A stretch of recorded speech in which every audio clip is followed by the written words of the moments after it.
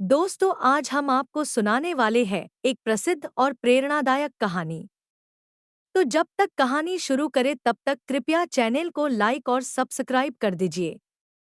तो यह कहानी है कृष्ण और सुदामा की। यह कहानी मित्रता, प्रेम और निस्वार्थता का उदाहरण है। कृष्ण और सुदामा दोनों बचपन के मित्र थे। वे एक ही गुरुकुल में शिक्षा प्राप्त करते थे। कृष्ण एक राजकुमार थे जबकि सुदामा एक गरीब ब्राह्मण परिवार से थे। हालांकि उनकी मित्रता में कोई भेदभाव नहीं था।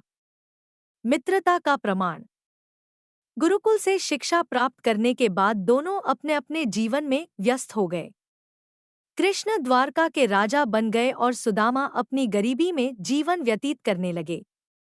सुदामा का परिवार बहुत ही गरीबी में जी रहा था। एक दिन उनकी पत्नी ने उनसे कहा, तुम्हारे मित्र कृष्ण अब द्वारका के राजा हैं।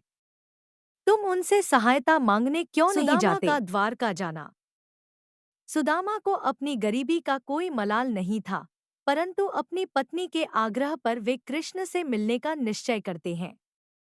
वे कृष्ण के लिए कुछ चूड़े, चावल उपहार के रूप में लेकर द्वारका जाते हैं। कृष्ण का स्वागत।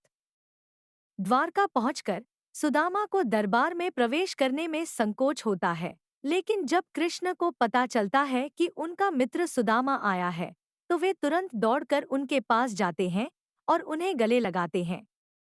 कृष्ण सुदामा के पैरों को धोते हैं और उन्हें अपने सिंहासन पर बैठाते हैं। कृष्ण अपनी पत्नी रुक्मिणी के साथ सुदामा की सेवा में लग जाते हैं। सुदामा का उपहार। कृष्ण सुदामा से पूछते हैं कि वे उनके लिए क्या लेकर आए हैं। सुदामा बहुत संकोच के साथ चूड़े निकालते हैं और कृष्ण को देते हैं। कृष्ण उस उपहार को बहुत प्रेम से ग्रहण करते हैं और उसे खाते हैं। सुदामा की गरीबी का अंत।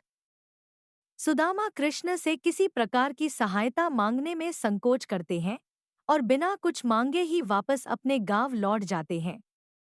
लेकिन जब वे अपने घर पहुंचते हैं, तो उन्हें आश्चर्य होता है कि उनका पुराना झोपड़ा एक सुंदर महल में बदल चुका है और उनकी पत्नी और बच्चे सुंदर वस्त्र पहनकर खड़े हैं।